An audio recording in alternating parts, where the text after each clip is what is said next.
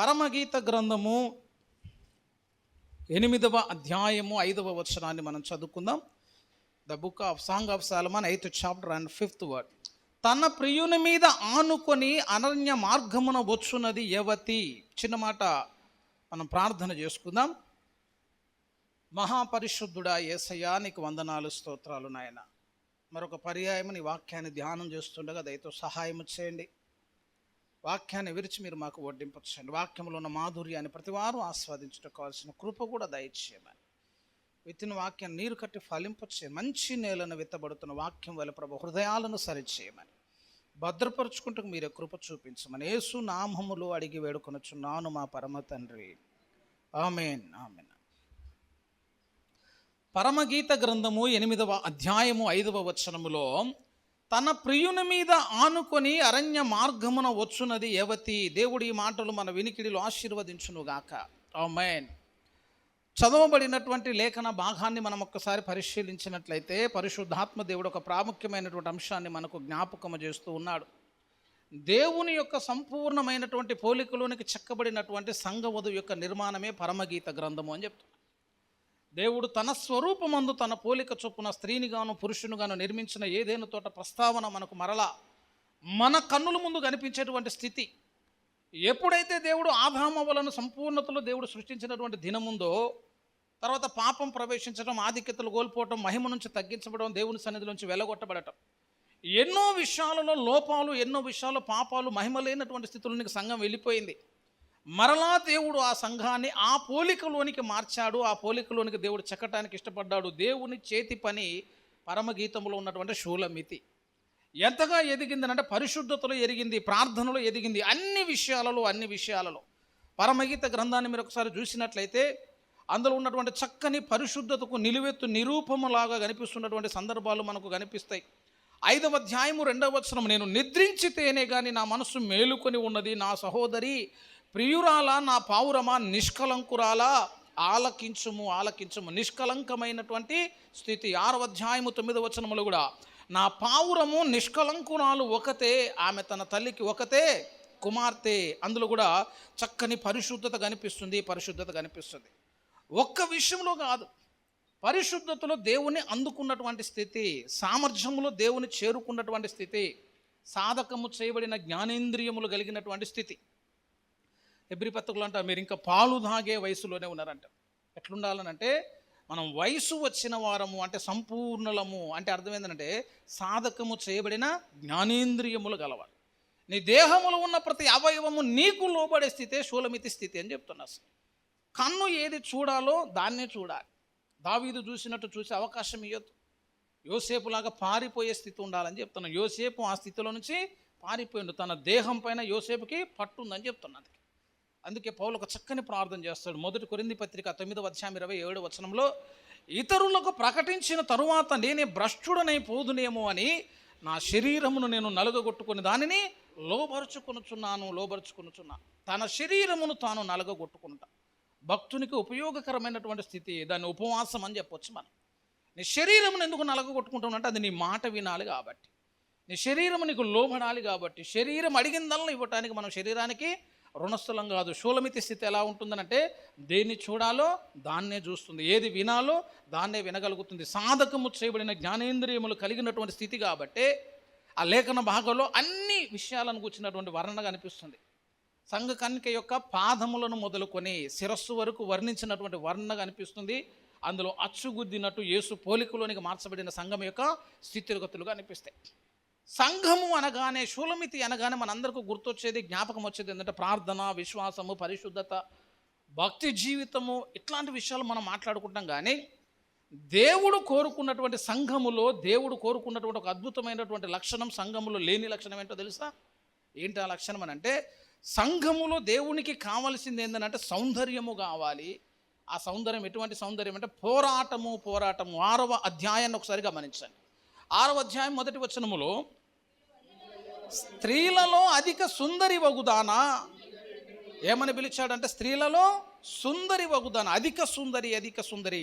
ఒకసారి 4వ వచనం చదవండి. నా సఖీ, నీవు తిర్సా పట్టణము వలె సుందరమైన దానవు, యెరూషలేమంత సౌందర్యవంతురాలు, టెక్కెములను ఎత్తిన సైన్యము వలె భయము పుట్టించిన దానవు. అధిక సుందరి అని మాట్లాడాడు. ఆమెలో ఉన్నటువంటి సౌందర్యాన్ని గురించి మాట్లాడుతూ కవులు వర్ణించేటువంటి వర్ణన అయితే చాలా చక్కగా ఉంటాయి. మంచిగా ఉన్నామని చెప్పి నీ ముఖము చంద్రబింబం లాగుందని చెప్పొచ్చు, నీ కన్నులు చాప కన్ను లాగుని చెప్పొచ్చు, నీ మెడ శంఖము లాగుందని చెప్పొచ్చు, నీ ముక్కు కోటేరు ముక్కు అని చెప్పొచ్చు, నీ పెదాలు ఎర్రని దొండపండు అని చెప్పొచ్చు. ఇదంతా ప్రేయసి ప్రేయులు కవులు వర్ణించేటువంటి స్త్రీలు కూర్చున్నటువంటి వర్ణనలో అందం ఇదే. ఇక నీ కన్ను బాగుంది, నీ ముక్కు బాగుంది, నీ ముఖం బాగుంది, ఇవన్నీ మాట్లాడతాం కదా. యేసయ్య అధిక సుందరి వగుదానాన్ని ప్రస్తావించామన్నాడు తెలుసా. ఆమెలో ఉన్నటువంటి సౌందర్యం ఏందనంటే, నీవు తిర్సా పట్టణం వలె సుందరమైన దానవు, యెరూషలేమంత సౌందర్యవంతురాలు, టెక్కెములను ఎత్తిన సైన్యము వలె భయము పుట్టించే దానవు. సంఘములో ఈ లక్షణం లేకపోతే అది ఎప్పుడు శూలమితి కాదు. నువ్వు పరిశుద్ధురాలు అయి ఉండొచ్చు, నీకు లేఖన జ్ఞానం ఎంతైనా ఉండొచ్చు, కానీ పిరికోడు అనుకో నేను దేవుడు వాడుకోలేడని చెప్తున్నా. మార్టిన్ లూథర్ని దేవుడు వాడుకోవడానికి ఒక ప్రాముఖ్యమైన కారణం ఉంది. ఏంటో తెలుసా? మార్టిన్ లూథర్ కంటే జ్ఞానవంతులు ఉండొచ్చు, కానీ మార్టిన్ లూథర్లో ధైర్యం ఉందని చెప్తున్నాం. పోపు వ్యవస్థకి, రోమా ప్రభుత్వానికి ధైర్యంగా నిలబడి నేను పోరాడుతానని ధైర్యంగా ఒక అడుగు ముందుకేసిన ఆ ధైర్యాన్ని దేవుడు చూశాడని చెప్తున్నా. దేవుడు అతనికి తోడై ఉన్నాడు. టెక్కెములను ఎత్తిన సైన్యము వల్ల భయము పుట్టించిండు. రోమన్ కథోలిక్ ఎదురుగా నిలవబడటం అంటే అసలు మనం ఊహించలేమని చెప్తాను. అంత పెద్ద వ్యవస్థ ఆ రోజుల్లోని. అంత పెద్ద వ్యవస్థకు ఒక సామాన్యమైనటువంటి సన్యాసి ఎట్లా నిలబడగలుగుతాడు అంటే ధైర్యం అంతే. అసలు ఆ ధైర్యం ఉండాలి. టెక్కెములను ఎత్తిన సైన్యము వల్ల భయము పుట్టించేది. సంఘము అని అంటే అర్థం ఏంటో తెలుసా? భయపెట్టేది అని అర్థం అనమాట. భయము పుట్టించేది అని అర్థం అనమాట. పరిస్థితులు ఎట్లయినా మారవచ్చు. మారుతున్న పరిస్థితులకు అనుకూలంగా నువ్వు భయపడటం కాదు. అది మండుచున్న వేడిమిగల అగ్ని గుండమైనా కానీ, సింహాల బోనైనా కానీ, షడ్రక్ మేషక్ అగ్నిలో ధైర్యంగా సాక్ష్యం ఇచ్చినట్టు, మండుచున్న వేడిమిగల అగ్నిగుండంలో నుంచి మా దేవుడు రక్షించుటకు సమర్థుడు. రాజా రక్షించకపోయినా ఆ ప్రతిమకు నమస్కరించమనంటే భయపడాల్సిన వారిని బట్టి వాళ్ళు భయపడే స్థితి వచ్చిందని చెప్తాను. వీళ్ళని చూసి నాకు రాజుకు ఆశ్చర్యం వేసింది. వీళ్ళని చూసిన తర్వాత జనాలకు ఆశ్చర్యం కలుగుతుంది. ఎట్లా మాట్లాడగలుగుతున్నారు, కన్నుల ముందు అంత అగ్ని మండుతున్నా కూడా ఎట్లా మాట్లాడగలుగుతున్నారని చెప్పి ఒక నిమిషం అయిపోతుందంటే వాళ్ళు కూడా అవాక్ అయిపోతారు. అసలు ఇదేం విశ్వాసం, ఇదేం భక్తి. అది సింహాల బోనులు వేస్తున్నప్పుడు స్థితిగతులు ఎట్లుంటాయండి? సజీవంగా కాల్చినటువంటి సందర్భాలు కనిపిస్తాయి. నీరో కాలంలో హతసాక్షుల యొక్క చరిత్ర చదవాలి. శరీరము మీద ఉన్నటువంటి తోలంతో ఒలిచిన సందర్భాలు, నాలుకను బయటకు గుంజి కట్ చేసినటువంటి అంశాలు కనిపిస్తాయి. కళ్ళలో ఇనుప చువ్వలు పెట్టి కాల్చినటువంటి సందర్భాలు, అవన్నీ జరుగుతున్నప్పుడు భక్తుల్లో బెరుకు కనిపించలేదట. వాళ్ళ ధైర్యమును చూసే తర్వాత అనేక మంది రక్షణలోనికి వచ్చారని చెప్తున్నా. అసలు మరణ కాలంలో వారు చూపినటువంటి తెగువను చూసి, వారిలో మరణ ఛాయ ఏమాత్రము కనిపించిన ప్రశాంత స్థితి చూసి, మరణం ఇంత వీక్ అయిపోయిందా అని చెప్పేసి వీళ్ళలో జీవమునకు మించిన ఒక గొప్ప శక్తి ఏదో ఉందని నమ్మి వాళ్ళను బట్టి ధైర్యపడి క్రీస్తును సురక్షకుడికి అంగీకరించినటువంటి సాక్ష్యాలు కనిపిస్తాయి. దేవునికి నీలో నడిపించే ఒక చక్కని అంశం ఏంటంటే, నువ్వు భయము పుట్టించే దానిలాగా ఉండాలి. టెక్కెముల నెత్తిన సైన్యము వలె భయము పుట్టించు దానివి. 10లో అంటాడు, సంధ్యారాగము చూపట్టుచు చంద్రబింబం అంత అందము గలదై, సూర్యుని అంత స్వచ్ఛమును కలలు గనదై, వ్యూహిత సైన్య సమభీకర రూపిణియగు ఈమె ఎవరు? ఈ ఎట్లుందనంటే వ్యూహిత సైన్య సమభీకర రూపిణి అట. చూస్తేనే వణుకు పుట్టేటట్లు, ఆమె వ్యూహమే అర్థముగా అన్నట్టు, ఆమె పోరాటం చేసే స్థితిగతులు చూస్తే అవతలుడికి ఆశ్చర్యపడేటట్లుగా ఆమె రూపురేఖలన్నీ కూడా మారిపోయాయి. ఉదాహరణకు చూస్తే పేతురును ప్రసంగం చేయమన్నప్పుడు చాలా పిరుకోడు, భయపడ్డాడు. పాపం పేతురును గద్దించినప్పుడు భయపడ్డాడు, లోబడ్డాడు. యేసయ్య పేరెత్తినప్పుడు నాకు తెలియదని ముమ్మారులు బొంకాడు కదా. అదే పేతురు మరలా పరిశుద్ధాత్మ అభిషేకం పొందుకున్న తర్వాత, మేడగది అనుభవం తర్వాత మరణానికి ఎదురెళ్ళిండి అని చెప్తున్నా. పేతురు మాట్లాడిన మాట, ఆయన పక్షంగా మనం శ్రమ అనుభవించుటకు యోగ్యులమని ఎంచినందున ఆనందపడ్డారు. చరిత్ర చదవండి. పేతురు చనిపోయాడు. ఎట్లా చనిపోయినా తెలుసా? మరణమంతా ఎరిగి చనిపోయిందని సాక్ష్యం చెప్తాడు. ఆయన మరణాన్ని దేవుడు చూపించిన తర్వాత, చూపించిన దానికి ఎదురెళ్ళి పేతురు హతసాక్షిగా మరణించాడు. పిరికోడు అని అనుకున్నాం కదా. ఆ పిరికివాడు కాస్త ఏమైపోయిందంటే, ఈయన పేరు చెప్పితే భయపడే స్థితి వచ్చిందని చెప్తాను. అసలు కన్వర్ట్ అయిపోయాడు, మారిపోయినంతగా మారిపోయాడు. సంఘం అట్లా కనిపించాలా? వ్యూహిత సైన్య భీకర రూపిణి, పోరాటం చేస్తూ ఎదురు నిలబడే స్థితి లేదు. టెక్కిములు నెత్తిన సైన్యం వలె భయము పుట్టిస్తుంది. ఆమె ఆలోచన విధానం కానీ, పోరాడే పద్ధతి కానీ, చూపిస్తున్న తెగువ కానీ ఎట్లుందనంటే ఆశ్చర్యంగా ఉండాలి. సాక్ష్యాలు చూస్తున్నప్పుడు కొన్ని అర్థం కావాలండి. చరిత్ర చదువుతున్నప్పుడు లోగడు కూడా చాలాసార్లు చెప్పారు, యుద్ధం చేయాలి. యుద్ధం చేసే దాంట్లో స్త్రీలు కూడా యుద్ధం చేయాలి. అక్కడక్కడ కొన్ని స్టాచ్యూస్ కనిపిస్తాయి. రాణి రుద్రమాదేవి బొమ్మ కనిపించింది, మంచిగా కనిపించింది. గుర్రం మీద ఎక్కి ఒక కాలు పైకి ఉంటుంది, 3 కాళ్ళు కిందకు ఉంటాయి. మనం ఏది చక్కగా చూసే బ్యాచ్ కాదు. పైన విగ్రహం చూసి వెళ్ళిపోతూనే ఉంటుంది. మహారాష్ట్రలో నట శివాజీ ఆడ మంచి రోల్ మోడల్, ఫుల్ ఫేమస్. ఒక డాడీ చూపించాడు శివాజీ అని చెప్పేట్టున్నాడు. చూపెట్టినప్పుడు చాలా గొప్పగా చెప్పేట్టున్నాడు. శివాజీ మామూలుడు కాదు. పిల్లోడు కూడా వింటూ దాని మీద గిడం కూడా బాగా ప్రేమ పెంచుకున్నాడు. స్టాచ్యూ చూసి ఒక రోజు అయినాక వాళ్ళకి ట్రాన్స్ఫర్ అయిపోతుంటే ఆ లాస్ట్ రోజు కూడా తీసుకుపోయాడు. తీసుకుపోయి చూడు బిడ్డ, మళ్ళీ మనం శివాజీని చూడలేం, మళ్ళీ అవకాశం వస్తుందో రాదు, మళ్ళీ ఆ ఊర్లో శివాజీ ఉన్నాడో లేదో మనకు తెలియదు, చూడు అనగానే అప్పుడు ఆ పిల్లగాడు ఒక క్వశ్చన్ అడిగాడు. డాడీ, రోజు శివాజీని చూపిస్తున్నావు కదా, కానీ ఆ శివాజీ మీద కూర్చున్నది ఎవరో నాకు చెప్పట్లేదు కదా డాడీ అన్నాడట. అంటే అదేంది బిడ్డ, ఇన్ని రోజులు ఏం చూస్తున్నారు అంటే, ఆ గుర్రానే చూస్తాడట. ఆ గుర్రం మీద కూర్చున్న శివాజీని చూడట్లే, వాళ్ళ నానేమో శివాజీని చూపిస్తాడు, నేనేం చూస్తాడట. ఈ గుర్రం పేరే శివాజీ అనుకుని దాన్ని చూసి ఎమ్మ మురిసిపోతాడట. భలే ఉంది కదా శివాజీ, భలే ఉందని అనుకోబట్టి 2 సంవత్సరాలు గడిచిపోయి. మనం ఏది చక్కగా చూడంగా చదవమంటేనేమో అట్టట చదివేనా, పరమగీతం అయితే అసలే చదవమా. చదివే దాంట్లో కూడా ఒక క్లారిటీ ఉండాలని చెప్తాను. చూసే దాంట్లో కూడా ఒక స్పష్టత ఉండాలి. విగ్రహాలు పెట్టినప్పుడు అందులో చాలా జ్ఞానం ఉండదని చెప్తున్నాం. చాలా బొమ్మలు చూస్తాం. సుభాష్ చంద్రబోస్ బొమ్మ అది చూశారనుకో, భగత్ సింగ్ స్టాచ్యూ ఎక్కడైనా చూడండి, భగత్ సింగ్ స్టాచ్యూకి హ్యాండ్స్ ఉండవు. మరి అంత చేసిన వాళ్ళు 2 చేతులు కొట్టలేరా అండి? ఎందుకు పెట్టకపోతే మనకెందుకు? భగత్ సింగ్ మినిసార్లు చూసినా దానికి చేతులు ఉండవు. ఎందుకు ఉండవు అంటే, ఉరిశిక్ష వేసిన వాళ్ళు స్టాచ్యూకి చేతులు పెట్టరు, అదొక ఇండికేషన్ అని చెప్తున్నా. అసలు చేతులు ఇవ్వంటే ఆయన పోరాటంలో ఉరివేయబడ్డాడు అని ఒక మెసేజ్ వచ్చింది అందులో నుంచి. అటనే గుర్రం మీద ఉండి 3 కాళ్ళ కింద ఉండి 1 కాలు పైకి లేపినట్టు అర్థం ఏంటంటే, గొప్పగా పోరాడి ఆ పోరాటంలో అయిన గాయాలకు తర్వాత ఆమె మరణించిందని అర్థం అన్నమాట. అంటే పోరాటానికి ఆయన గాయాల్లో మరణించి ఒక వీరురాలు చరిత్ర అది. 4 కాళ్ళ కింద ఉండవు. 4 కాళ్ళ కింద ఉన్నట్టు అర్థం ఏంటంటే, వాడు మనశ్శాంతికి చనిపోయినని అర్థం. ఏం యుద్ధాలు లేకుండానే సపోర్ట్ చేయకుండా మంచి ఆరోగ్యంతో ఉన్నప్పుడు, తర్వాత కాలం వచ్చినప్పుడు చనిపోయినట్లు లెక్క. అసలు చరిత్ర చూస్తే అన్ని సాక్ష్యాలు ఉంటాయి. సంఘకన్యకి ఎట్లా కనిపించాలంటే, చూస్తే రుద్రమాదేవి కనిపించినట్టు కనబడాలి. స్త్రీలు చేసినటువంటి యుద్ధాలు ఉన్నాయి చూసాం. అవన్నీ చదువుతున్నప్పుడు మన ఇమాజినేషన్లో ఎవరు రావాలంటే, సంఘము చేస్తున్న పోరాటం కనిపించాలి.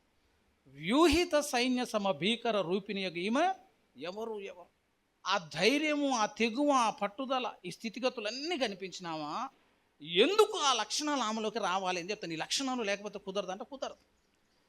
పెళ్లి కూతురు అనుకో కొద్దిగా అనుకోకుండా సిగ్గుపడాలి. కానీ సంఘకన్యక యొక్క ప్రియురాలలో ఈ లక్షణాలు ఎందుకు ఉండాలనంటే, సంఘకన్యక ఉండేటువంటి స్థితి అంతఃపురంలో కాదు. ఆమె ఎక్కడుందో తెలుసా? మనం ఒక మూలవాక్యం చదువుకున్నాం. అందులో ఎక్కడుందనంటే, తన ప్రియుని మీద ఆనుకొని ఎక్కడుందట, అరణ్య మార్గమున వచ్చుచున్న ఈమె యవతే అని ఉంది. ఎక్కడొస్తుందట? అరణ్య మార్గంలో నుంచి వస్తా. అసలు ఆధ్యాత్మిక జీవితం అంటే నీకు ఒక విషయం తెలియాలి. చాలాసార్లు చాలామంది చెప్పే ప్రాస్పెరిటీ గాస్పెల్ అని ఒక గాస్పెల్ ఉంది. అది చెప్తే సంఘాలు నిండుతాయి. అది చెప్తే చాలా చక్కగా చెప్పవచ్చు. ఏంటా మాటలు అంటే, నీకు ఉద్యోగం లేదా, నీకు ఉద్యోగం వస్తుంది. నీకు ట్రాన్స్ఫర్ కావట్లేదా, నీకు ట్రాన్స్ఫర్ అవుతుంది. నీకు పెళ్ళి కావట్లేదా, నీకు పెళ్ళి అవుతుంది. నీకు పిల్లలు లేరా, నీకు పిల్లలు అవుతారు. మీ ఆయన మారుతారు, నీ ఇబ్బందులు పోతాయి, నువ్వు ఆర్థికంగా బలపడ, అన్ని విషయం అంత పాజిటివ్ అన్నీ చెప్పి సంఘాన్ని నింపుకునే ఒక పద్ధతి ఉంటుంది. దీన్ని ప్రాస్పెరిటీ గాస్పెల్ అంటారు. ఇవన్నీ చెప్పొచ్చు. ప్రాస్పెరిటీ గాస్పెల్ ఒక ప్రసంగం చేయొచ్చు. దేవుడు నీ అవసరాలను తీరుస్తాడు అన్న మెసేజ్ చెప్పొచ్చు. కానీ దానికి వెలుపల ఉన్నటువంటి సందేశాలన్నిటిని ఆపటం మంచి పద్ధతి కాదు. లోకములో మీకు శ్రమ కలుగునన్న సందేశం లేదా చెప్తాం. అది మరి లోకములో మీకు శ్రమ కలుగునని ఎవరని చెప్పవచ్చు. కానీ బైబిల్లో ఉన్నటువంటి డైరెక్ట్ మెసేజ్ ఏంటో తెలుసా? సంఘం ఉన్నటువంటి స్థితి అరణ్యం అని చెప్తాను. అరణ్యములో సంఘం సంచరించాలి.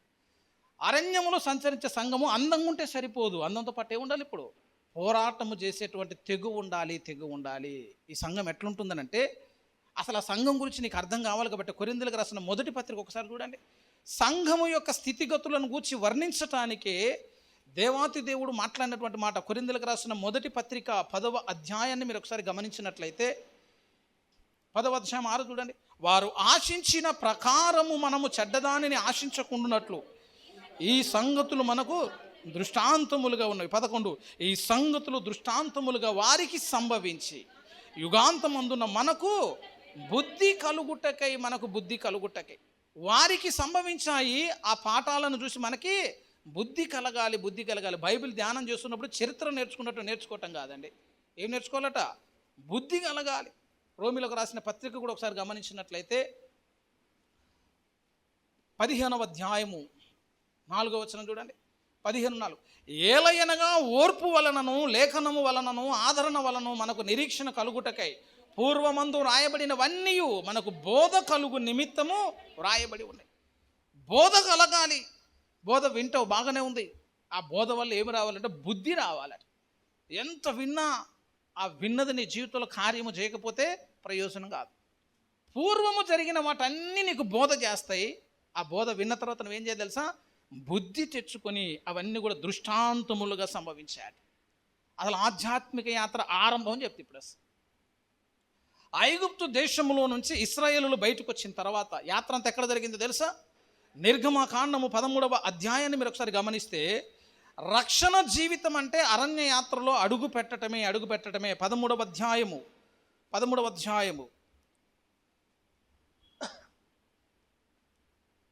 18. అయితే దేవుడు ప్రజలను చుట్టుదారియగు ఎర్ర సముద్రపు అరణ్య మార్గమున నడిపించను. ఎక్కడి నుంచి స్టార్ట్? అక్కడి నుంచి స్టార్ట్ అయ్యి నువ్వు ఎర్ర సముద్రపు అరణ్య మార్గం నుంచి ప్రారంభించబడి ఒక్కొక్క మెట్టెక్క ఇంటికి వెళ్ళిన తర్వాత సంఖ్యాకాండం తీసి 33వ అధ్యాయం చదవండి. ఏముంటుంది ఆడ? ఇశ్రాయేలీలు ప్రయాణం చేస్తున్నప్పుడు ఎక్కడెక్కడ విడిది చేశారో ఆ స్థలాలన్నిటి లిస్ట్ ఉంది. అసలు ఎన్ని స్థలాలలో ఆగారో అక్కడ మనకు చెప్పబడుతుంది. అసలు అరణ్య యాత్ర అంటేనే విశ్వాస జీవిత యాత్ర. అసలు నువ్వు ఎవరు అని అంటే నువ్వు అరణ్య యాత్రికుడివి అని చెప్పాలి. కానాను యాత్రకు సిద్ధపడ్డావంటే నువ్వు ఎక్కడ నడవాలి? ఇప్పుడు అరణ్య యాత్రలో సిద్ధపడాలి. అరణ్యం అంటే నివసించడానికి అనుకూలమైన చోటు కాదు. అరణ్యం అంటే మార్గము సరళము చేసిన స్థితి కాదు. అరణ్యం అంటే క్రూర మృగములు నివసించేటువంటి చోటు, వెలుగు లేనటువంటి చోటు, చుట్టూ సమస్యలు, చుట్టూ ప్రమాదాలే, ధైర్యము కోల్పోయేటువంటి స్థితి కనిపిస్తుంది అని చెప్తున్నా. అటువంటి అరణ్యంలో ఇప్పుడు ఏం చేయాలంటే సంఘం నడవాలి అని చెప్పినాం అంతే. అరణ్య మార్గములో నడవాలి. అరణ్య మార్గంలో నడవాలి. ఎర్ర సముద్రపు అరణ్య మార్గం నుంచి ఇశ్రాయేలు యొక్క యాత్ర ప్రారంభమైంది. ఇప్పుడు నీ జీవితం నా జీవితం కూడా ఎట్లుంటుందంటే రక్షణ పొందిన మొదలుకొని ఉంటే చెప్తే ఎట్లుంటుందంటే రక్షణ పొందిన కాంచి మొదలుకొని ఎట్లుంటుందంటే చుట్టూ సమస్యలు కనబడతా ఉంటాయి కదా. అందులో ఒక మార్గంగా అనిపించదు. అది సమస్యకు పరిష్కారంగా అనిపించదు. వెళ్ళిన ప్రతి చోట లేమే ఉంటుంది, వెళ్ళిన ప్రతి చోట కష్టమే ఉంటుంది, వెళ్ళిన ప్రతి చోట ఇబ్బందే ఉంటుంది. విచిత్రం చెప్తున్నా, ఇశ్రాయేల్ అరణ్య యాత్రలో వాళ్ళు వెళ్ళిన ఒక్క చోటు అంటే ఒక్క చోటు కూడా మంచి చోటు కాదు. అసలు ఏ తాములో దిగారట, నీళ్లు లేవు అనమాట. ఒక స్థలంలో దిగితే అన్నం లేదట, ఒక స్థలంలో దిగితే చక్కగా లేదట. మరి ఇంత సరైన చోటుల్లో ఎందుకు దిగుతున్నారు? కాని చోట్ల అంటే దేవుడే నడిపిస్తున్నట్టు వాళ్ళందరికీ. వెళ్ళిన దగ్గర నీళ్ళు ఉన్న చోట దిగొద్దండి. వీళ్ళు పని కట్టుకొని వెళ్ళి ఆడికి పోయిన తర్వాత ఆడ నీళ్లు లేవు అని అనబట్టి, పని కట్టుకొని వెళ్ళిన తర్వాత ఆడ ఒక క్షామం ఉంది, పని కట్టుకొని వెళ్ళిన తర్వాత ఆడ చేదు నీరు ఉందాట. ఎక్కడ సమృద్ధి దొరకలే, ఎక్కడ మంచి స్థితిగా. అరణ్య యాత్రలో వాళ్ళు ఎట్లా నడిపించబడుతున్నారో తెలుసా? వాళ్ళు షకీనా మేఘపు జాడల్లో నడుస్తున్నారట. నడిపిస్తున్న మేఘము నడిపిస్తుంది, కానీ వెళ్ళిన తర్వాత అక్కడ ఉన్న పరిస్థితులన్నీ భిన్నంగా కనిపిస్తున్నాయి. ఆశీర్వాదకరమైన స్థితి కనిపించట్లేదు.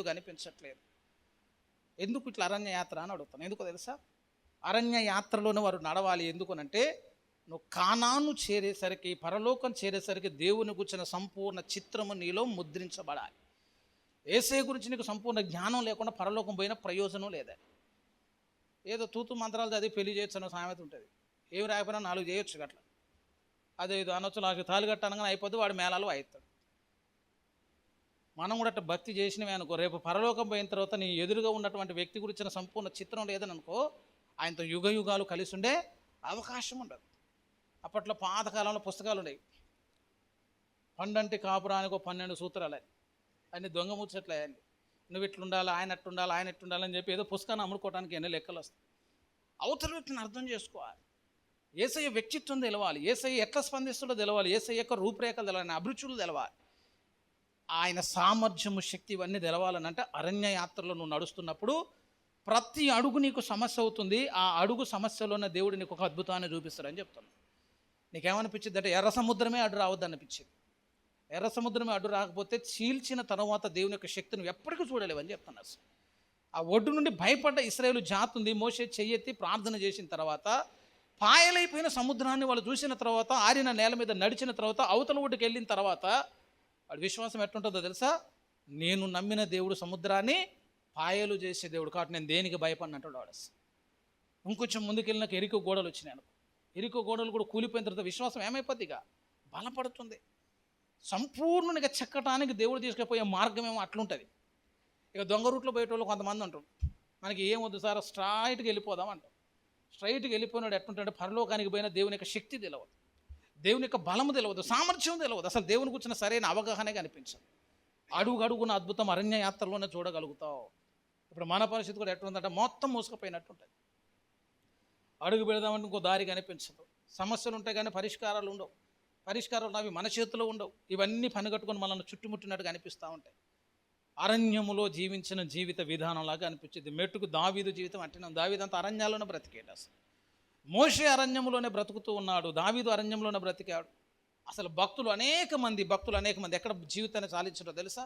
హెబ్రీయులకు రాసిన పత్రిక మీరు ఒకసారి గమనించినట్టయితే నిలవరమైన నివాసము వారి జీవితాలకు లేదు. హెబ్రీయులకు రాసిన పత్రిక 11వ అధ్యాయము 38, గొర్రె చర్మములను మేక చర్మములను వేసుకొని దరిద్రులై ఉండి శ్రమపడి హింస పొందుచు అడవులలోను కొండల మీదను గుహలలోను స్వరంగములలోను తిరుగులాడుచు సంచరించి అట్టి వారికి ఈ లోకము యోగ్యమైనది కాదు. మంచి భక్తులే అక్కడ ఎక్కడున్నారనంటే అరణ్యపు యాత్రలోని వారి జీవితాలు ఉన్నాయి, చీకట్లోని వారి జీవితాలు ఉన్నాయి, సమస్యలలోని వారి జీవితాలు ఉన్నాయి. చుట్టూ అటువంటి పరిస్థితులన్నీ చుట్టుముట్టినాయట. ధైర్యం ఏందో తెలుసా? ఇప్పుడు ధైర్యం చెప్తే ఇప్పుడు అసలు ధైర్యం ఏంటి అంటే నేను అరణ్యములో నడుస్తున్నా, నేను ఎక్కడున్నానట్టు ఇప్పుడు ఆయన మీద నేను ఆనుకొని ఉన్నాను అన్న దర్జాలిగస్. షకీనం మేఘం ఉన్నప్పుడు ఇశ్రాయేలుకు లోటు లేనట్లుగా, మోషే ఉన్నంతకాలం ఎక్కడ లోటు రానట్లుగా నేను అరణ్యంలో నడుస్తున్నా కూడా నా వెనక ఎవరుండట. నేను ఎవరి మీద ఆధారపడ్డా, నా బలం ఎవరు, నా ధైర్యం ఎవరు అంటే నేను తన ప్రియుని మీద ఆనుకొని ఉందంతే. ఆ ప్రియుని మీద ఆనుకున్నారు కాబట్టి ఇశ్రాయేలుకు ఎర్ర సముద్రం వచ్చిన అందులో మార్గం వచ్చింది. ఇప్పుడు నీవు నేను ఎక్కడ ఉండాలట?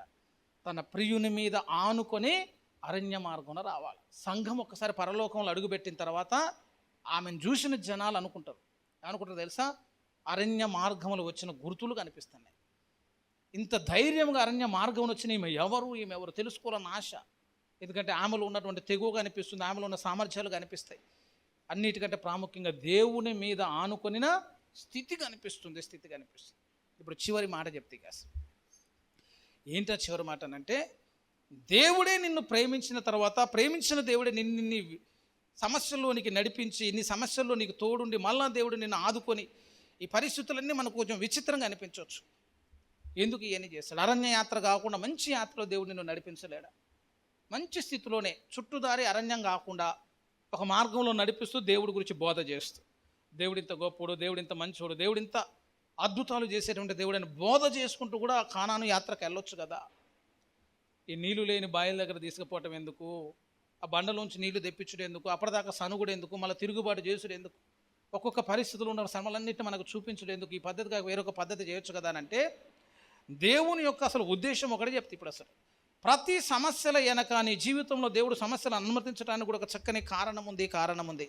ఆ కారణం ఏంటంటే నిన్ను దేవుడు పరలోకంలో ఒక ఉన్నతమైనటువంటి స్థితిలో ఉంచడానికి దేవుడు ఆశపడుతున్నాడు. లూకా సువార్త 22వ అధ్యాయాన్ని చూడండి. సంఘ కన్యక అరణ్యములోనే ఎందుకు నడవాలి? సంఘ కన్యక అరణ్య యాత్రలో ఉన్నటువంటి శ్రమలన్నిటిని ఎందుకు అనుభవించాలి అని అంటే 22వ అధ్యాయము 31, సీమోను ఇదిగో సాతాను మిమ్మును పట్టి గోధుమల వల్ల జల్లించుటకు మిమ్మల్ని కోరుకొనెను కానీ నీ నమ్మిక తప్పిపోకుండానట్లు నేను నీ కొరకు వేడుకుంటే నీ మనస్సు తిరిగిన తరువాత నీ సహోదరులను స్థిరపరచమని చెప్పాను. చిన్న మాటే కదా. చిన్న మాటలు ఎన్ని సమస్యలకు సమాధానం ఉందో తెలుసా? సాతాను ఒక రోజు అడిగాడట, సీమోను నిన్ను పట్టి జల్లించుటకు సాతాను కోరుకున్నదట. సైతాన్ గారు చాలా తెలివిగలడు. పర్మిషన్ ఎక్కడి నుంచి తెచ్చుకున్నాడట? డైరెక్ట్ ఏసే దగ్గరికి పోయి ఈ పేతురు ఉన్నాడు చూసావు, వాడిని ఒక్కసారి జల్లిస్తున్నాను అన్నాడట. మన దగ్గర జల్లెలోనే పురుగుల పైన ఇవన్నీ ఇట్లా సపరేట్ చేస్తాం కదా. పిండి రావాలన్న ఒక పిండి కింది పోతే పురుగులని పైన అయిపోయి. సాతాను చేతిలో ఒక జల్లెడు ఉంది. ఆ సాతాను జల్లెడలో ఏం చేద్దామంటే పేతురుని ఒకసారి జల్లించడానికి అవకాశం అడిగిండట. మరి పేతురు స్థితి మనకు తెలియదంటే పాప తొందరపడవచ్చు, పడిపోవచ్చు. పడవచ్చు అడిగినప్పుడు మనమైతే ఏమంటాం? వద్దు బిడ్డ, పేతురు కొంచెం బలంగా లేడు, ఇప్పుడు వద్దులే అని మనం చెప్పాల్సిన పరిస్థితులు ఉంటాయి. వాడు డైరెక్ట్ వేసేయని వచ్చి, సీమోను సాతాను నిన్ను జల్లించుటకు వేడుకొనెను. మరి వేడుకున్నప్పుడు నువ్వేం చేసావు ప్రభా అంటే నీ నమ్మిక తప్పిపోకుండానట్లు నేను నీ కొరకు అసలు నువ్వు అవకాశం ఇచ్చినట్టేగా.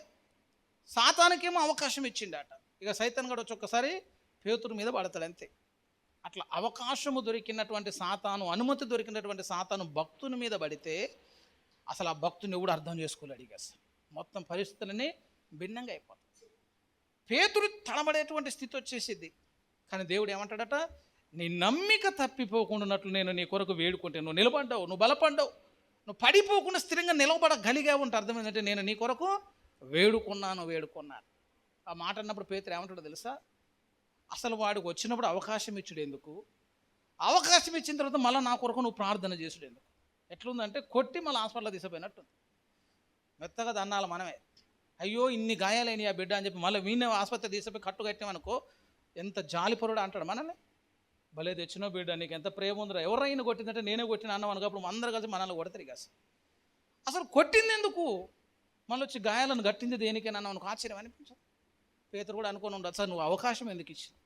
వాడు వచ్చి అడిగింది అనుకో, యేసు నామంలో మనమే గద్దిస్తాం.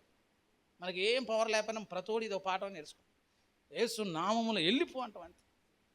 రోమా 16:20 ఉంది, సమాధానకర్తయగు దేవుడు సాతాను మీ కాళ్ళ కింద శీఘ్రముగా చితక దొక్కించిన నా పాట వాడుకొని వాడు పోయినా పోకపోయినా మనం ఎగిరి గంతులేసి యేసు నామములో వెళ్ళిపో అంటే మనం వెళ్ళిపోవటం. వాడు వెళ్ళిపోలేదు అనుకో, లాస్ట్కి ఏం చేస్తాం, మనం అన్న వెళ్ళిపోతాం. ఇక తొక్కుతున్నాం అంటాం కానీ వాడు దొక్కింది లేదు, ఏమి లేదండి. ఆయన దొక్కే అంత గొప్ప పని జరగట్లే. అసలు మనకు అవకాశం ఎందుకు ఇస్తున్నావు అని అడుగుతున్నావు. ఇయ్యను అని అంటే వాడు వస్తాడా, రాడు కదా. యోబు దగ్గర పోయినప్పుడు కూడా యోబు గురించి నువ్వు ఆలోచించితావు అంటే రాలేడు యోబు దగ్గరికి. ఎందుకంటే యోబు చుట్టూ దేవుడు ఏం చేసింది కదా, అతనికిని అతని ఇంటి వారికిని అతని కలిగిన సమస్త సంపాదన చుట్టూను దేవుడు కంచె వేసింది. కంచె ఉన్నంత కాలం యోబుని వాడు ముట్టుకోలేకపోయాడు. ఏసే దగ్గరకు వచ్చిన, అయ్యా ఒక్కసారి యోబుని చూసుకుంటా అన్నాడు అంతే.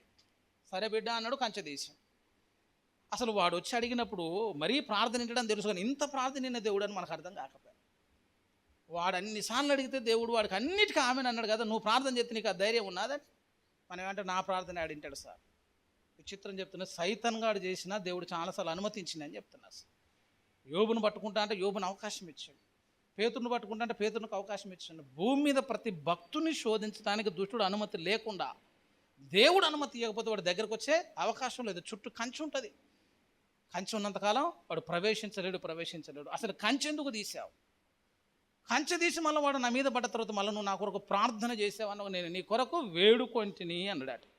వేడుకున్న తర్వాత ఏమైపోయి నువ్వు నిలబడ్డావు కదా, నీ మనస్సు తిరిగిన తర్వాత అంటే నువ్వు శోధనలో పడకుండా కాపాడావు.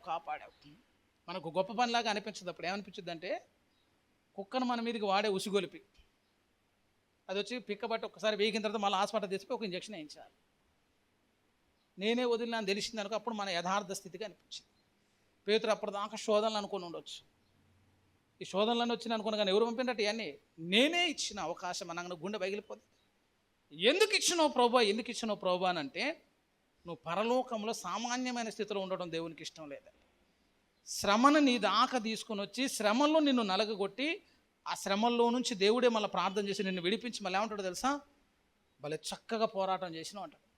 ఇంత శ్రమ అనుభవించిన బిడ్డ నువ్వు మామూలుగా కుదరదని చెప్పి ఒక కిరీటం తెచ్చి మనకు బహుమానం ఇచ్చి దేవుడు అందరి ముందు చూపిస్తాడు అనమాట. ఇతను మామూలుడు కాదండి, అరణ్య మార్గం నుంచి వచ్చి నేను మామూలుడు కాదు, అసలు హతసాక్షుల గుంపులో నుంచి వచ్చి నేను మామూలుడు కాదని చెప్పి నీ భక్తిలో నువ్వు అనుభవించిన శ్రమలన్నిటికీ దేవుడు ఏం చేస్తాడు, ఇప్పుడు బహుమానం ఇస్తాడు. అందుకే యాకోబు 1:12 అంటాడు, శోధన సహించువాడు ధన్యుడు, తాను శోధనకు నిలిచిన వాడే ప్రభు తనకు వాగ్దానము చేసిన జీవ కిరీటము పొందును. ఆ శోధన నీ దాకా రాకపోతే ఇప్పుడు నీకేముండదు, ఇక అసలు కిరీటం ఉండదు. అక్కడికి పోయినాక వీరుడు లాగా నీకు ఒక పేరు వచ్చింది. అప్పుడు ఏమంటుంది తెలుసా, నేనే పంపించినా, నేనే దీపించినా, నేనే నీకు బహుమానం ఇచ్చిన. సైతాన్ కూడా అనుకుంటాడు ఇంతకంటే అన్యాయం ఉంటుంది ఆడన్న. వచ్చినప్పుడే నువ్వు ఈయనంటే అయిపోయేది. లేదండి యోబు దగ్గరకు బొమ్మ అన్నాడు. అసలు యోబు దగ్గరకు బొమ్మ అన్న తర్వాత యోబు జీవితం ఎంత చిత్రం అయిపోయింది చూడండి. అసలు అతని ప్రాణమును మాత్రము ముట్టకన్నాడు అంతే. దేవుని దగ్గర నుంచి అనుమతి తీసుకున్న తర్వాత యోబు జీవితం ఎట్లయిపోయిందంటే, పనివాడు కూడా అసహించుకున్నాడు. కట్టుకున్న భార్య ఇంకొన యథార్థత వదలకుందో ఆ దేవుని దూషించి మరణము గమ్మనను. అసలు యోబు ముందు కూర్చోటానికి అర్హత లేనివాడు యోబును దూషించేటువంటి స్థితి వచ్చింది. చాలా బాధపడ్డాడు, చాలా వేదన పడ్డాడు, అన్ని శ్రమలను సహించాడు. పరలోకం పోయిన తర్వాత యోబు స్థితి చూస్తే దేవుడు అంటాడు, బిడ్డ వీటన్నిటిని సహించి నిలవబడ్డావు కాబట్టి నీకు ఇంత గొప్ప బహుమానం అని. యోబు మీద కిరీటం పెడతా ఉంటే సైతాన్ కూడా అనుకుంటాడు అనవసరంగా తెచ్చుకున్నా కాదు ఇదంతా, భక్తుని దీవించడానికే కానీ ఇదంతా ఏమైనా ఉపయోగపడ్డదా. యోబు పడిపోలేదు. ఎందుకు పడిపోతుంది అంటే, నేను నీ కొరకు వేడుకొంటిని అంటాడు. అంతే. అసలు నువ్వు పడిపోవు బిడ్డ, పడిపోకుండా నేను నీ కొరకు వేడుకున్న పేతురు కాబట్టి నువ్వు పడవు. మరి నేను పడలేదు, మరి అవకాశం ఎందుకు ఇచ్చిన, మరి నీకు బహుమానం ఎట్లా ఇస్తాను? బహుమానం ఇవ్వాలంటే ఒక కారణం చెప్పాలిగా. ఏం పోరాటం చేసినావు అనాలి కదా. అంత గొప్ప పోరాటం చేసావు కాబట్టి ఈ పోరాటానికి ఇది నీకు బహుమానం అని చెప్పేస్తాడు. భక్తుని జీవితంలో శ్రమలు దేవుడు చెక్కటానికి, రెండు నిన్ను ఆశీర్వాదకరమైన స్థితిలో నిలవబెట్టడానికి, పరలోకంలో ఉన్నతమైన మహిమలోకి నువ్వు వెళ్ళటానికే కానీ నువ్వు బాధపడితే దేవుడేమో ఆనందించడానికి కాదు. ఇంకా ఒక మాట చెప్పనా, యెషయాలో ఒక మాట అంటాడు, ఆయన వారి యావత్ బాధలు ఆయన బాధ నొందుచూ ఉండెను అని అన్నాడు. అంతే. అవకాశం ఇచ్చిన దేవుడు నువ్వు నలిగిపోతున్నప్పుడు, సాతాను కోరల కింద నువ్వు నాశనం అయిపోతున్నప్పుడు, వేదన అనుభవిస్తున్నప్పుడు దేవుడు సింహాసనం మీద కూర్చొని ఆనందించట్లేదా? ఆయన ఎట్లుండో తెలుసా? నీ యావత్ బాధలు కూడా ఆయన బాధ పొందుతూనే ఉన్నాడట. ఆ బాధ పొందుతున్న దేవుడే ఆ బాధల నుంచి నిన్ను విడిపించడానికి ఒక ద్వారాన్ని తెరుస్తాడు. ఆ శోధన జయించేటట్టు చేస్తాడు. జయ జీవితం జీవించిన ఒక సాక్షిగా నిలవబెట్టి అప్పుడు దేవుడు అంటాడు, ఇతడు అరణ్య మార్గంలో నుంచి వచ్చాడండి, నా మీద ఆనుకొని వచ్చాడండి. ఏ క్రూర మృగం కూడా ఏ హాని చేయకుండానే ఆ ధైర్యము కలిగిన స్థితి దేవుడు చూస్తాడని చెప్తాను. కాబట్టి భక్తి జీవితంలో పరిశుద్ధతతో పాటు, ప్రార్థనతో పాటు, వాక్యంతో పాటు ఏముండాలంటే కొంచెం ధైర్యం ఉండాలి. ఆధ్యాత్మికంగా ఏదైనా పని చేయాలంటే హతసాక్షులైనటువంటి భక్తులు కానీ, సంస్కర్తలైనటువంటి భక్తులు కానీ తెగించి ముందుకు వచ్చినట్లుగా ఆ భక్తులందరూ కూడా చేసినటువంటి కార్యాలు అట్లా ఉన్నట్టు. డింటెల్ అనేటువంటి భక్తుడు ఉన్నాడు, విలియం డింటెల్ గారు. ఆ టైంలో పరలోక ప్రార్థన నేర్చుకున్నారట ఒకళ్ళు. పరలోక ప్రార్థన నేర్చుకొని దేవుని 10 ఆజ్ఞలను అనువదించి కొంతమందికి వినిపించిందట. అంతే. ఆ పని చేసినందుకు 7గురిని కర్రకు గట్టి చంపేసారట, అనువాదం చేసి వాళ్ళకి ఇచ్చినందుకు. అదంతా తెలిసిన తర్వాత డింటెల్ ఏం చేసిందంటే ధైర్యంగా వచ్చి బైబిల్ను ట్రాన్స్లేషన్ చేసింది. పరలోక ప్రార్థన నేర్పిన కర్ర గట్టి చంపినప్పుడు భయం కావద్దా సార్? అప్పుడు ఆయనకు అనిపించింది అనమాట, ప్రార్థన నేర్చుకుంటే ఇంత చేస్తారు కదా, పరిశుద్ధ గ్రంథం అంతా అనువాదం చేస్తానని చెప్పి ధైర్యంతో తెగించి చేసింది. ఆయన ముందే చెప్పిండు, ఏదో ఒక రోజు బైబిల్ని కాల్చినట్టు నన్ను కూడా కాల్చేస్తారు, అయినా కూడా ఈ గ్రంథం ఎప్పటికీ నిలబడిపోయింది. ఆ తెగింపు కావాలి. అంత్యకాలము అని అంటే మళ్ళీ నువ్వు లోపలికి వెళ్ళిపోవాలి. హతసాక్షుల కాలం లాగా ఉంటుంది.